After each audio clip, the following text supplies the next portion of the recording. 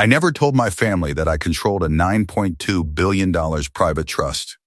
They still saw me as the family failure, so they invited me to Thanksgiving dinner to carry plates, clean spills, and watch them celebrate my sister buying her first mansion with real family money.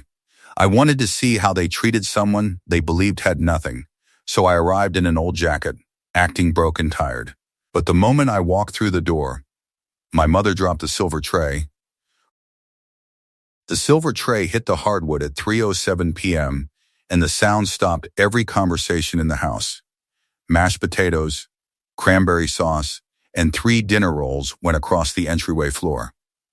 My mother, Darla, was standing 4 feet from the front door with the handle still in her right hand and her eyes locked on the television in the living room behind me. On the screen, a local business anchor was saying my name. Pinnacle Trust Group announced today the creation of a $340 million regional development fund for the Pacific Northwest to be administered by Senior Fiduciary Officer Eamon Voss. My photo was on screen. Professional headshot. Navy suit, the same face that had just walked through the front door in my grandfather Orrin's old brown corduroy with worn elbows and a collar that smelled like cedar. 14 people were in the house. My sister Kimber was at the dining table. Her husband Ward was carving turkey. My father Heath was pouring wine. Aunts, uncles, cousins in every chair. The TV was supposed to be background noise for the football game. Someone had changed the channel during halftime. Darla looked at the screen. She looked at me. The cranberry sauce was soaking into the hardwood. She did not pick up the tray. I had worn orange corduroy to this dinner on purpose. I wanted to see what the family does when it believes the person at the door has nothing. The answer had arrived before I did. Darla called Tuesday and said, "You can help serve. Kimber is the guest of honor." Not a request. A placement. Carry plates. Clean spills. Watch the celebration. I did not correct anyone. I smiled. I walked in. The television did the rest. Welcome to Betrayal Unfolded, where the man invited to serve dinner controls more than everyone at the table will earn in 100 lifetimes. If your family has ever assigned you a role based on what they think you are worth, subscribe now. But let me go back. The drop tray is not the story. It is the sound the story makes when it reaches the floor. My name is Eamon Voss. I am 34 years old. I am a senior fiduciary trust officer at Pinnacle Trust Group. In Portland, Oregon, I administer the Alderman Trust, a $9.2 billion private family trust. I manage asset allocation, charitable distributions, estate transitions, and regulatory compliance for a single client family whose wealth spans 3 generations of Pacific Northwest timber and real estate. I hold a JD from Lewis & Clark Law School and a Series 65 investment advisor license. I earn $280,000 base plus performance incentives. I have been at Pinnacle for 8 years. My family thinks I file papers in an office downtown for $40,000 a year. I let them think that. Year 1, I told my parents I got a job doing paperwork at a firm. That was accurate for 6 months. By year 2, I was managing client portfolios. By year 4, I was assigned to the Alderman Trust. By year 6, I was lead fiduciary officer. I never updated the family because the family never asked. In 8 years, my mother asked one question about my career. Do you get health insurance? Year 1. The question was about benefits, not about me. My mentor Collier is 50. Senior trust counsel at Pinnacle. 22 years in fiduciary law. He hired me as a junior associate. On my first day, he handed me a stack of compliance files and said, "Read these before lunch. If you can explain the difference between a revocable and irrevocable trust by 1 p.m., you can stay." I explained the difference at 12:42. He nodded and said, "Good. Now explain why the distinction matters to a widow with 3 children and a house she cannot afford to keep." The second question took me until 5 p.m. The second question is the one that matters. The first question is law. The second question is fiduciary duty. Collier taught me that the trust is not the money. The trust is the obligation to the people the money is meant to protect. 3 years later, when I was assigned the alderman account, Collier took me to lunch at a restaurant on Hawthorne where the tables were small and the waiters left you alone. He said one thing: this account will be your life for the next decade. The family you serve will trust you with everything. Make sure the family you come from deserves the same. I did not answer. I answer now: they do not. I live in a one-bedroom apartment in the Pearl District. I drive a 2014 Civic. I do not have social media. I own 4 suits for work and 2 pairs of jeans for everything else. I eat lunch at my desk most days. The apartment is clean and quiet and mine. The modesty is not performance. The modesty is preference. Collier lives the same way.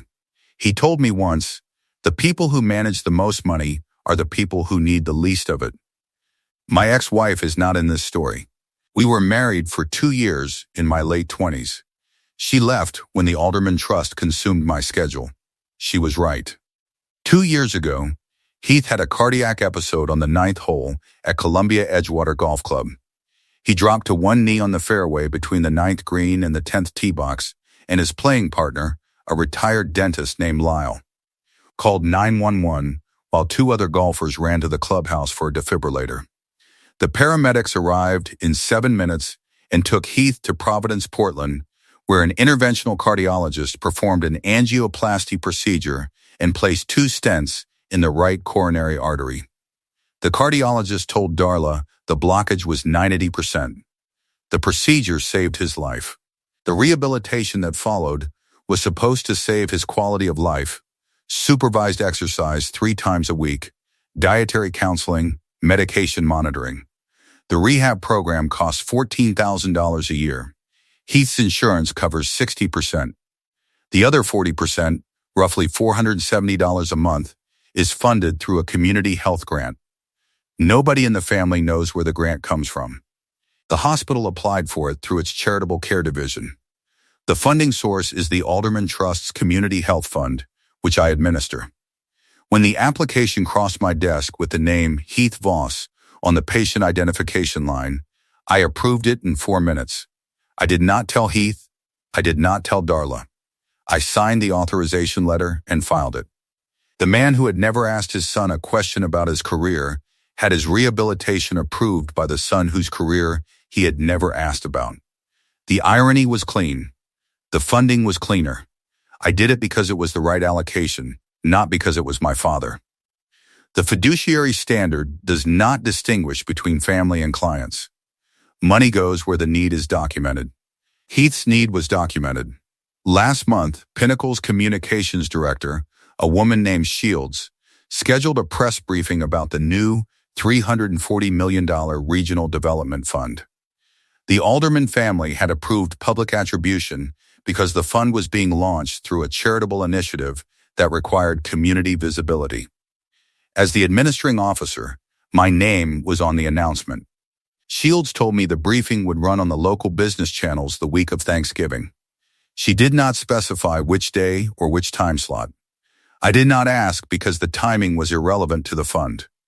The timing was relevant to my family, but I did not know that until I walked through the front door and saw my own face above the fireplace on a 55-inch Samsung. The segment aired at 2:58 p.m. on the local affiliate, 9 minutes before I arrived. If I had arrived at 2:50 instead of 3:05, the television would have been showing a football game and nothing would have changed. 9 minutes. The difference between a family that does not know and a family that cannot unknow. My grandfather, Orrin, was a high school history teacher for 31 years in Milwaukee, a suburb south of Portland. He earned less than anyone in the family and read more than anyone. When I was 16, I told Orrin I wanted to study law.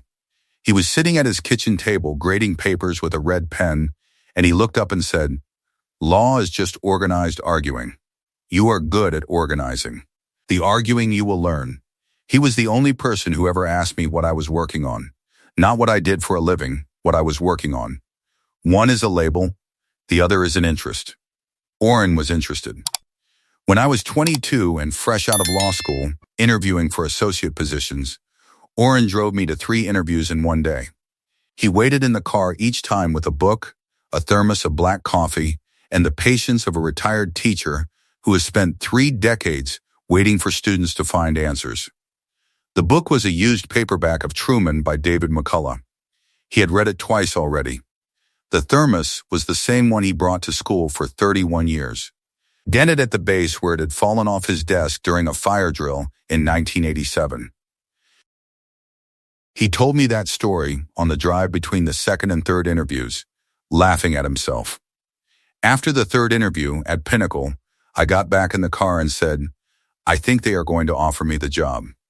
He closed the book and said, "I know they are. You walked in there like you belonged." He was right. Pinnacle called the next morning. Orrin died 4 years ago. A stroke on a Wednesday afternoon in his kitchen. The paramedics found him on the floor with the red pen still in his hand and a stack of ungraded essays on the table. He had been retired for 3 years, but was grading for a former colleague on medical leave. The essays were on the Industrial Revolution. The top one was half graded. A B+ with a note in red ink in the margin. Good analysis, but push your conclusion further. The revolution was not about machines. It was about who controlled them. Teaching was not a job for Orrin. It was a reflex. The hands needed something to hold, and the mind needed something to improve. I kept the corduroy. I wear it when I need to be reminded what it feels like to be seen by someone paying attention. The day I was assigned the Alderman Trust, Collier took me to the conference room on the 16th floor where the trust documents were stored. 3 filing cabinets, 47 years of records, trust agreements, estate plans, tax filings, charitable grant histories, investment policy statements. He opened the first drawer and said, "This is $9.2 billion in paper form. Every decision you make with this money affects 200 employees, 14 charitable programs, and a family that trusts you more than they trust each other. Do not take that lightly." I spent the next 4 days reading every document in those cabinets. I ate lunch at the conference table. I stayed until the cleaning crew came through at 10 p.m. On the third day, I found a letter the trust founder had written to his children in 1991. "The money is not yours. It belongs to the purpose. You are the custodians, not the owners." I photocopied it and pinned it above my desk. It is still there. On the 4th day, I understood the trust. On the 5th, I began managing it. I have not stopped. The Voss family operates on a simple engine. Kimber succeeds and Eamon assists. When Kimber graduated from Oregon State with a marketing degree, he threw a dinner at Ringside Steakhouse. 20 guests. Champagne, a toast. To Kimber, the Voss who builds. When I graduated from Lewis and Clark Law School, magna cum laude, Darla sent a text. "Congrats. When do you start working?" Kimber's mansion was the event this Thanksgiving was designed to celebrate. She had closed on a 4-bedroom colonial in Lake Oswego 3 weeks earlier. The down payment came from what Heath called real family money, meaning the Voss family investment account Orrin had started in 1988. What nobody at the table knew is that 3 years ago, the account was stalled in treasury bonds earning under 2%. I contacted the family's financial advisor, identified myself as a credentialed fiduciary, and recommended a restructuring into a diversified growth portfolio. Over 3 years, the account grew by $140,000. That growth made the down payment possible. The real family money was real. The growth was my work. Nobody knew. Nobody asked. Thanksgiving morning, I woke up at 7 in the apartment. Coffee, oatmeal, the Thursday newspaper that I still get delivered because Orrin read the paper every morning and the habit transferred from his kitchen to mine. I showered, dressed in jeans and a flannel, and stood in my closet looking at 2 options. On the left, the navy blazer I wear to Pinnacle board presentations. On the right, Orrin's corduroy on a wooden hanger. I chose the corduroy. The choice was the test. I wanted to walk into that house looking exactly the way the family expected me to look. Broke, underdressed. Arriving alone in a 10-year-old car with a store-bought pie, because the family had told me not to bring anything nice. The drive from the Pearl District to my parents' house in Tigard takes exactly 22 minutes on a Thanksgiving when the highways are empty. I drove with the radio off and the heater on low. I was not nervous at all.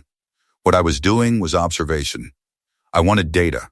I wanted to sit in that house, at the serving position, and watch my family perform the version of me they had constructed over 34 years. I had run this test in my head for 2 years, every Thanksgiving, every Christmas, every birthday dinner where I brought a card and Kimber brought champagne. The question was always the same. If they knew, would they treat me differently? And the follow-up, if the treatment changes only when the number changes, was the treatment ever about me? The data would tell me whether the family was worth the anonymity I had given them, or whether the anonymity was a gift they had never earned. I arrived at 3:05 in the Civic, parked behind Ward's Audi Q7. The Civic looked like a guest at the wrong party next to the Audi, the same way its driver looked like a guest at the wrong table. I carried a store-bought pumpkin pie because Darla had told me not to bring anything expensive since it would be awkward given your situation. The $6.99 pie was from Safeway. I had selected it deliberately from the display near the entrance. The cheapest pie on the shelf. The test required the right costume. The corduroy was the jacket. The Civic was the car. The pie was the prop. Before the news segment interrupted the afternoon, Darla's plan had been clear. The dining table was set for 13. My place was not among them. Darla had assigned me to the kitchen, refill water, clear empties, bring out sides. Kimber and Ward had the head and foot. Heath and Darla had the center. Aunt Maren and Uncle Niles were at the far end. 3 cousins and their partners filled the rest. The dinner conversation, already underway when I arrived, was about Kimber's Lake Oswego Colonial. 4 bedrooms, 3 bathrooms, a view of the Willamette. Ward was describing the walk-in closet in a way that suggested the closet was the reason he got married. Heath raised his glass and said, "Real family money." The Voss account Orrin built. Kimber used it the way it was meant to be used. I walked through the front door. The news segment was playing. The tray dropped. The room changed. Darla was still frozen when Heath walked in from the dining room. He saw the mess. He saw me. He did not see the television. What happened? The TV, Heath, look. Heath turned. My face was on screen next to the Pinnacle logo and the number $340 million. His wine glass tilted. A red drop hit his shirt cuff. He did not notice. Kimber stood from the table and walked to the archway. She looked at the screen. She looked at me. Ward followed. Then Aunt Maren. Uncle Niles. Cousins. One by one, the table emptied toward the television until 12 people were standing in the living room, looking at the man they had invited to serve plates. The segment ended. A car dealership commercial replaced my face. Silence, 14 people, and a Subaru ad. Darla spoke first. Eamon, what is this? My job. Your job is filing. My job has been administering the largest private trust in the Pacific Northwest for 4 years. You asked me once, 8 years ago, if I had health insurance. That was the last question about my career. Heath set his glass on the side table. His hand was not steady. You manage $9 billion? I manage a trust worth $9.2 billion. 1 client family. I have a law degree, a fiduciary license, and an office on the 14th floor of the Pinnacle building you have driven past 1,000 times without knowing your son works there. I let that land for 3 seconds.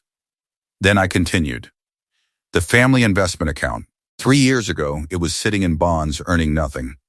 I contacted the advisor and recommended a restructuring. The account grew by $140,000. That growth is the down payment on Kimber's house in Lake Oswego. The real family money Dad toasted is real. The growth came from me. Kimber stepped forward. Her wine glass was in her right hand and the wine was tilting toward the rim. That is not possible. Dad managed the account. Dad has not managed the account since 2019. The advisor handles it. I contacted the advisor 3 years ago, identified my credentials, and recommended the restructuring. The advisor confirmed the recommendation in writing. The account moved from Treasury bonds earning under 2% to a growth portfolio. Over 36 months, the balance grew by $140,000. Your down payment came from that growth. I paused. The room needed the pause. 14 people processing a sentence that rearranged the evening. I did not tell you because I wanted to see whether the growth would be attributed to the account or to the work. It was attributed to the account. Dad toasted Oren's account. He did not toast the person who restructured it because he did not know. And he did not know because nobody in this family has ever asked me a question about my work that required more than a yes or a no. Kimber set her wine glass on the table. The setting down was careful. The way a person sets something down when both hands are about to be needed for what comes next. So the down payment came from my restructuring. Yes, Ward set down the carving knife. The setting down was not aggressive. It was the gesture of a man who realizes the dinner he was carving has shifted into something the knife cannot cut. Aunt Maren, who had been standing near the window, sat down on the arm of the couch. Uncle Niles took his phone out of his pocket, looked at the blank screen, and put it back. Cousin Grace whispered something to her husband. The whispering was the sound people make when the sound of speaking at full volume feels dangerous in a room where the air has changed. Heath found his voice. He straightened his back. The sentence he delivered was preloaded. The television did not unload it. Eamon files papers in a cubicle for $40,000 a year and shows up to holidays in his dead grandfather's coat looking like he slept in a bus station. Kimber just closed on a house worth more than Eamon will earn in his life. That is the difference between a boss who builds something and a boss who files something. Sit down, clear the plates, and let the adults celebrate. He said it after seeing the segment, after hearing the numbers, after learning about the $140,000. He said it anyway because the sentence was older than the information. Aunt Maren looked at the floor. Uncle Niles stepped back. Kimber's mouth opened and closed. Ward put his hands in his pockets. Kimber spoke before I could respond to Heath. Her voice was tight. If this is true, why did you never say anything? 8 years, Eamon, 8 Christmases, 8 Thanksgivings. You watched us treat you like the junior member of this family, and you said nothing. I wanted to know whether the treatment was based on what I earned or on who I was. If I had told you year one, the seating arrangement would have changed. The respect would not have. You would have given me a chair because of the number, not because of the person. I did not want a chair I had to buy. That is not fair. Assigning me to serve plates at a dinner celebrating a house my financial work funded is not fair either. We are even. I looked at Heath. You have been going to cardiac rehab at Providence for 2 years. 3 sessions a week. You told the family your insurance covers the full cost. It does not. 40% is paid through a charitable trust grant. That trust is the one I manage. I approved the grant. My signature is on the authorization. Your heart treatment exists because the man you just called a filing clerk signed a piece of paper. Heath's face went white. His right hand went to the back of a dining chair and gripped it. His left hand pressed his chest, not in pain, but in reflex. The filing clerk manages $9.2 billion. The coat is Grandpa's, and the grant covering your cardiac care is mine. 21 words. The room went quiet. The football game came back on the television, and the crowd noise was the only sound in a house where 14 people were recalculating a man they had ranked last for 34 years. I almost did not mention the cardiac grant. Medical funding should not be a weapon. But the pumpkin pie stopped me. The store-bought pie Darla had instructed me to bring because anything nicer would be awkward given my situation. A $7 pie from Safeway carried to a dinner by a man who earns $280,000 and quietly grew the investment account that funded the house being celebrated. The pie was the test result. The result was clear. I picked up the pie. I walked to the door. The investment account that funded Kimber's house. The rehab grant that keeps Dad in cardiac care. I did both. And I was put at the counter. Remember that the next time you set the table. I closed the door. Orange corduroy on my shoulders. The Civic was at the curb. I sat in it for 3 minutes before starting the engine. Welcome back to Betrayal Unfolded. If your family has ever seated you below the people you quietly carry, subscribe. I called Collier from the car. They found out. The Pinnacle segment ran on the TV while I was walking in. How did Heath take it? He called me a filing clerk. After seeing the segment, after hearing the numbers, he said the sentence anyway. What now? I need to think. I will call you Monday. Do everything by the book. The book is the only way I know. I almost left the grant untouched. Heath is 64. Cardiac rehab is not optional. But the dining chair stopped me. The chair Heath gripped when the information landed. He gripped the chair. He did not say sorry. He did not say he was wrong. He held furniture. Furniture is not an apology. I almost drove back to the house after pulling out of the driveway. But Oren stopped me. The memory of a man at a kitchen table with a red pen who looked up and said, "What are you working on?" and meant it. Oren would not have gone back. The week after Thanksgiving moved through the Tygard house like weather. I was not there for any of it, but the pieces arrived through Aunt Marin, who called me twice, and through Collier, whose contacts picked up the edges. Friday evening, the day after the dinner, Heath and Darla had a conversation in their kitchen that Marin overheard from the guest room. Marin told me the conversation lasted approximately 20 minutes and that Heath's voice carried through the floor. Heath insisted the television segment was exaggerated. Darla disagreed. She had looked up Pinnacle Trust Group on her phone and found my name on the leadership page. Senior Fiduciary Trust Officer, Alderman Family Trust. The title was listed. The name was listed. The segment was accurate. Heath said, "He should have told us." Darla said, "We should have asked." That was the first time Darla said it out loud. Marin called me Saturday morning and told me what she heard. Then she said something I did not expect. "I sat at that table and watched you refill my water glass twice. I did not offer you my seat. I did not say anything to Heath when he made the toast. I ate my turkey and I let it happen. I am calling to tell you that I know I did that, and I am sorry." Marin is 71 years old. She has been attending Voss Thanksgivings for 40 years. She has watched the hierarchy operate for every one of those years. She named it for the first time on a Saturday morning phone call because sometimes it takes a drop-serving dish and a television segment to make a woman say what she has watched for 4 decades. Kimber called Ward's parents in Eugene and told them about the segment. Ward's mother asked, "How much does Eamon manage?" Kimber said the number. Ward's mother said, "And you had him serving food?" Ward, listening on speaker, left the room. Ward had been the loudest supporter of the serving assignment. At the Tuesday planning call, Ward had said, "Let Eamon handle the serving. He is used to it." The man who manages a sporting goods store had assigned the man who manages the largest private trust in the Pacific Northwest to refill water glasses. Ward did not call me. He went quiet the way men go quiet when the thing they endorsed is now public and the public is not impressed. Uncle Niles called me the following Wednesday. Niles is 71, retired electrician. He spoke for 30 seconds. "I watched you at that table for 2 hours. I should have stood up and given you my seat. I did not. That is on me. Your grandfather would have. I am not him. I am sorry."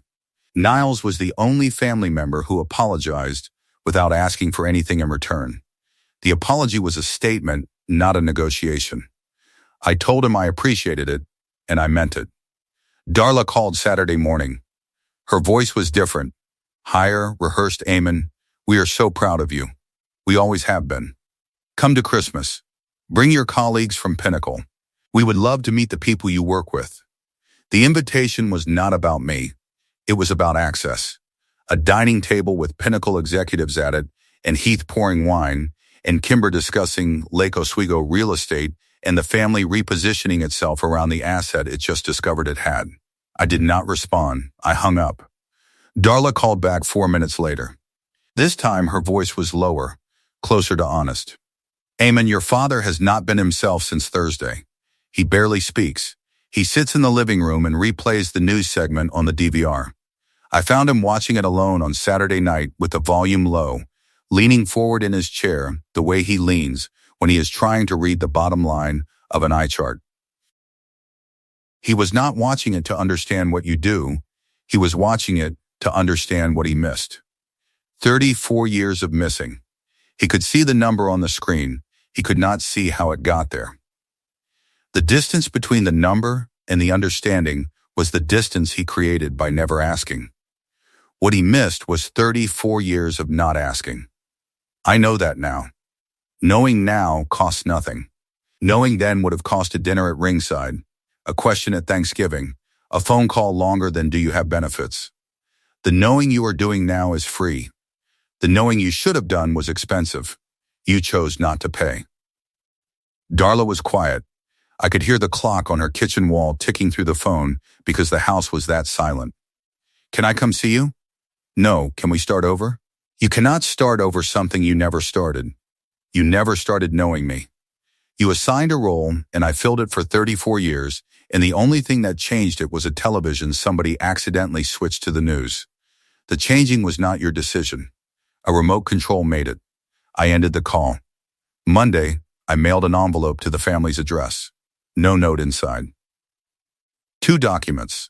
The first was the family investment account statement showing my restructuring recommendation and the $140,000 growth. The second was the Alderman Trust charitable grant authorization for Providence Portland's Cardiac Care Fund. My signature at the bottom. The documents arrived Wednesday. Darla opened the envelope and read both pages. She did not call me. She set them on the kitchen table next to the dried flowers centerpiece and sat down. A family friend named Bridges, who works in commercial lending at Columbia Pacific, had been at the dinner. She heard Heath's sentence. She heard my response. On Monday, she mentioned the incident over coffee to her lending manager, a man named Pruitt. Pruitt pulled up the Pinnacle Trust deposit records and confirmed that the Alderman Trust is the bank's largest depositor. The man assigned to carry plates at a family dinner was the administrator of the bank's anchor account. Pruitt told Bridges, the cubicle comment is going to be a problem for the father, not the son. By mid-December, the story had completed a quiet loop through Portland's financial community. 2 Thanksgiving guests called me that week. Aunt Maren left a voicemail. I did not know Eamon. I should have asked. Uncle Niles texted. Orrin would be proud. Ward did not call me. Ward did not text. Ward went quiet the way men go quiet when the thing they endorsed is now public, and the public is not impressed. Kimber called me the following week. Why didn't you tell us? Any of us? I told you today. You did not believe me until the television confirmed it. That is the answer to your question. Kimber did not respond. I called Darla on Friday of the same week. She answered on the first ring. I am not coming to Christmas. I will not be bringing colleagues from Pinnacle. Eamon, please, the invitation you extended on Saturday was not about me. It was about my network. You want Pinnacle executives at your table so Heath can pour them wine and Kimber can talk real estate and the family can rebrand itself around a son it spent 34 years ignoring. That is not reconciliation. That is repositioning. I am not a bridge to a network. I am a person. The person you put at the serving station. Eamon, we made a mistake. You made a decision. Decisions and mistakes are different. Mistakes are accidental. Decisions have seating charts. I ended the call. 40 seconds. The door closed. I called Collier after. He answered from his home office. I could hear his daughter practicing violin in the background, the sound of scales being run at half speed. I told Darla I am not coming to Christmas. Good. The invitation was a repositioning, not a reconciliation. I have seen it before with client families. When the money becomes visible, the people around it rearrange. The rearranging is not love. It is logistics. The test is done. The data is in. I know what the family does with someone they believe has nothing. And they assign him to the kitchen. They celebrate the sister. They call the grandfather's coat a bus station costume. They dismiss the career, the degree, and the quiet. They mock the 22-year-old who could not start an IV without shaking, and the 34-year-old who manages $9.2 billion for a family that trusts him more than his own does. The data is clear.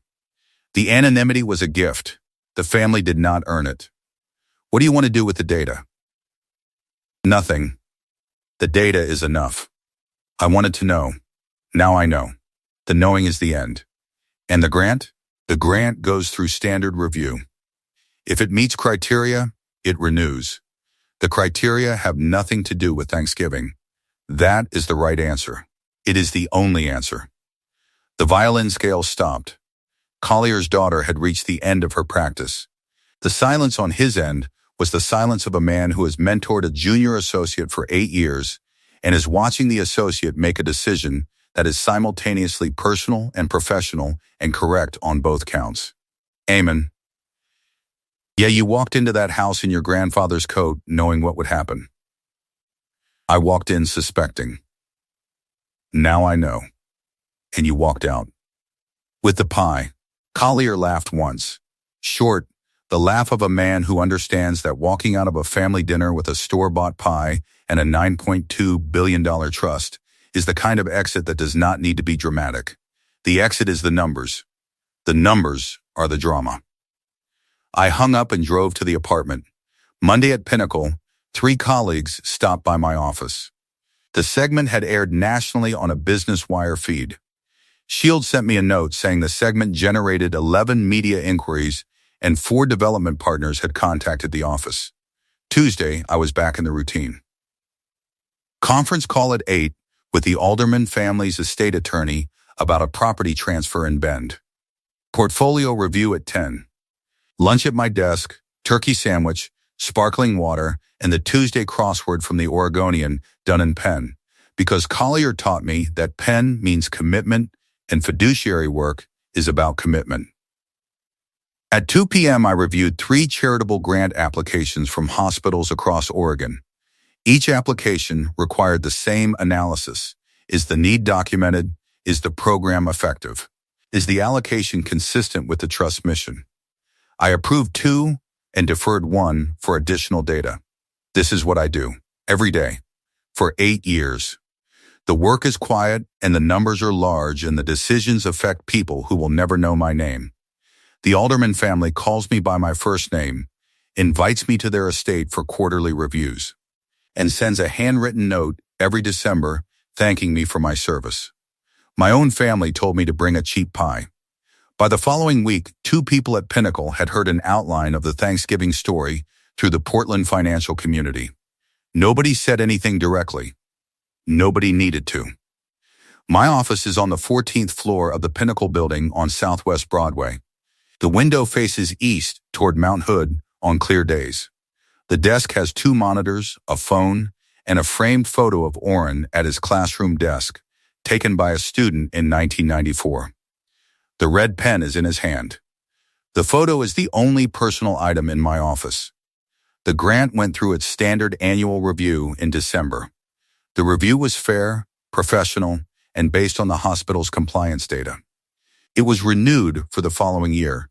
I signed the renewal the same way I signed the original, as a fiduciary, not as a son. Heath learned from the hospital billing office that the reviewer's name was Voss.